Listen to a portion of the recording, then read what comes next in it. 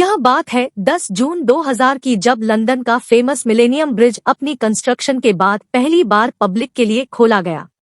पिछले 2 सालों से लोग इस आइकॉनिक ब्रिज की कंस्ट्रक्शन कंप्लीट होने का इंतजार कर रहे थे। जब इसको खोला गया तो पहले ही दिन सबने इसको इस्तेमाल करना चाहा। यह ब्रिज सिर्फ पैदल चलने वालों के लिए लंदन में रिवर थम्स को क्रॉस करने के लिए बनाया गया था, पर जैसे ही इसके ऊपर लोगों ने चलना शुरू किया, मिलेनियम ब्रिज बुरी तरह से झूलना शुरू हो गया। ये देखते ही अथॉरिटीज हरकत में आ गई। पहले 2 दिन तक पुलिस ने सबको ब्रिज पर भीड़ लगाने से रोका, लेकिन 2 दिनों के बाद इसको दोबारा से अगले 2 सालों तक बंद कर दिया गया। इस इंसिडेंट के बाद लंदन का ये फेमस ब्रिज दुनिया की नजरों में आ चुका था। इसको बनाने वाले सारे इंजीनियर सर जोड़कर बैठ गए कि आखिर इतना मजबूत ब्रिज सिर्फ लोगों के चलने से कैसे हिल सकता है। इसका रीजन कुछ ऐसा था जो इंजीनियर पहले प्रिडिक्ट नहीं कर पाए थे। यह एक ऐसा मामला था जिसने कुदरत के कानून के खिलाफ जाने और फिजिक्स की सबसे बड़ी मिस्ट्री को चिजोड़ने की हिम्मत की। स्टोरी स्फीयर के वीडियो में एक बार फिर से स्वागत। आज से करीब 192 ईयर्स पहले 8831 में ब्रिटिश आर्मी के कुछ सोल्जर्स परेड करके नॉर्दर्न इवाक ब्रोटन सस्पेंशन ब्रिज के ऊपर से गुजर रहे थे। सोल्जर्स के फुटस्टेप्स की सिंक्रोनाइजेशन की वजह से ब्रोटन सस्पेंशन ब्रिज कोलैप्स हो गया, जिसमें 60 सोल्जर्स रिवर में जागे और कई को गहरी चोटें भी लगी। किस्मत से इस हादसे में किसी की जान तो नहीं गई, लेकिन इस दिन के बाद से ब्रिटिश आर्मी ने अपने सोल्जर्स को इंस्ट्रक्शंस दी कि वो किसी भी ब्रिज को क्रॉस करते वक्त एक साथ और पर्दे करके नहीं गुजरेंगे। ये न सिर्फ ब्रिटिश आर्मी बल्कि अगले कई सालों तक दुनिया भर में मिलिट्री की प्रैक्टिस रही, बल्कि कहीं की तो आज तक इसको फॉलो किया जाता है। ये तो सोल्जर्स जिनके एक साथ पड़ने वाले कदमों ने ब्रोटन सस्पेंशन ब्रिज को गिरा दिया। लेकिन लंदन के मिलेनियम ब्रिज में देखा जाए तो एक अजीब चीज नोटिस करने को मिलती है।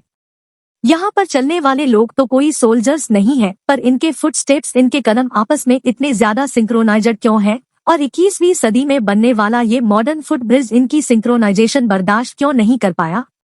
इस बात का जवाब हमें 350 साल पहले हुए एक एक्सपेरिमेंट से मिलता है।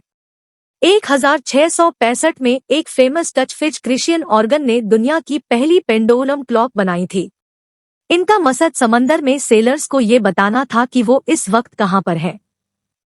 पहले दौर में सेलर्स समंदर में अपनी लोकेशन का अंदाजा सूरज या स्टार्स की पोजीशन देखकर लगाते थे, लेकिन यह सिर्फ एक अंदाजा होता था। इससे लैटिट्यूड यानी नॉर्थ साउथ पोजिशन तो पता चल जाती थी, लेकिन अगर उनको एक्यूरेट टाइम पता होगा तो उससे उनको लॉन्गिट्यूड यानी ईस्ट वेस्ट लोकेशन का भी पता चल सकेगा। उसे दौर में जो घड़ियां होती थी वो एक दिन में 15 मिनट तक या तो आगे पीछे हो जाती थी, यानी वो इस कम के लिए बेकार थी कि बनाई हुई पंडम क्लॉक दिन में सिर्फ 15 सेकंड तक आउट होती थी। ऑगिन्स का प्लान था कि वो एक शिप में 2 पेंडुलम क्लॉक को हैवी वेट के साथ लटकाएंगे ताकि समुद्री लहरों की वजह से पेंडुलम क्लॉक का मोशन भी डिस्टर्ब ना हो और अगर एक खराब हो जाए तो बैकअप क्लॉक भी मौजूद हो। इन पेंडुलम क्लॉक को चेक करने के लिए वकन्स ने पहले दोनों को अपने घर पे ही एक लकड़ी से लटकाया। दोनों ब्लॉक को एक एक करके स्टार्ट किया, लेकिन कुछ ही देर बाद उन्होंने नोटिस किया कि दोनों क्लॉक आपस में सिंक्रोनाइज हो गई है। लेफ्ट वाली क्लॉक का पेंडुलम लेफ्ट की तरफ स्विंग करता तो उसी वक्त राइट वाले क्लॉक का पेंडुलम राइट की तरफ। हॉर्गिन्स को क्लॉक का यह अजीब बिहेवियर कुछ समझ नहीं आया। उन्होंने दोबारा से दोनों क्लॉक की मूवमेंट को हिलाया, लेकिन 30 मिनट के बाद वो दोनों दोबारा से एक दूसरे के साथ सिंक्रोनाइज हो गई। हॉगिन्स का ख्याल था कि शायद इन दोनों के बीच में एयर प्रेशर का कोई कनेक्शन है। उन्होंने दोनों क्लॉक्स के बीच में एक कार्डबोर्ड रख दिया, लेकिन 2 मिनट के बाद वो क्लॉक एक दूसरे के साथ दोबारा सिंक्रोनाइज हो गए। फिर आखिरकार उन्होंने दोनों क्लॉक को एक दूसरे से अलग कर दिया।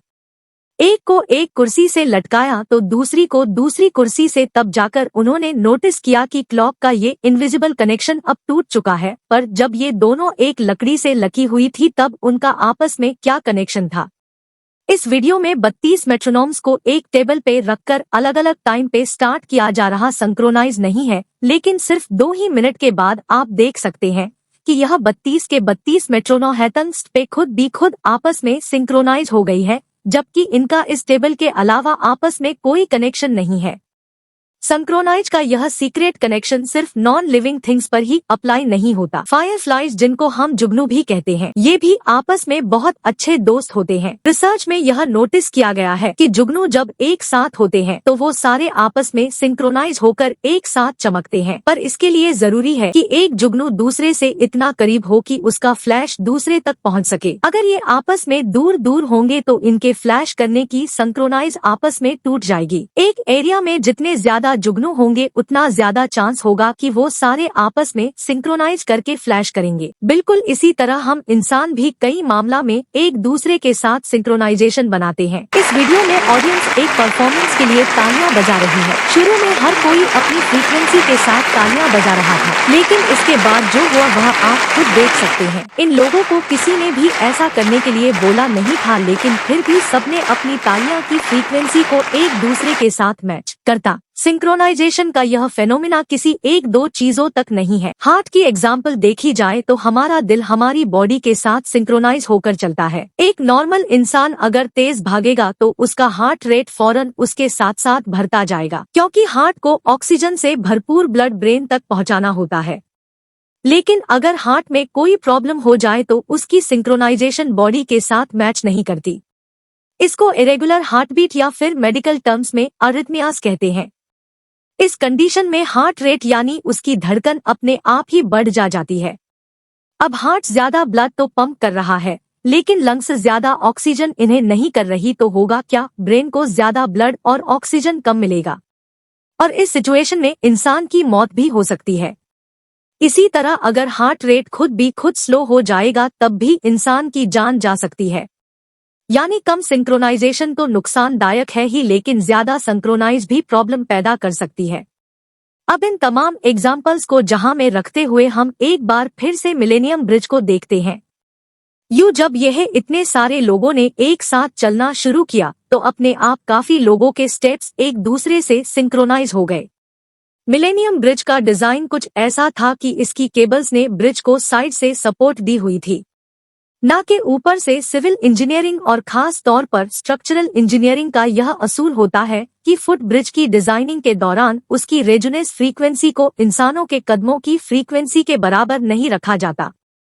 जब एक झूले पर बैठ के हम अपनी टांगों को झूले की फ्रीक्वेंसी के साथ साथ आगे या पीछे करते हैं तो झूला अपने आप तेज हो जाता है।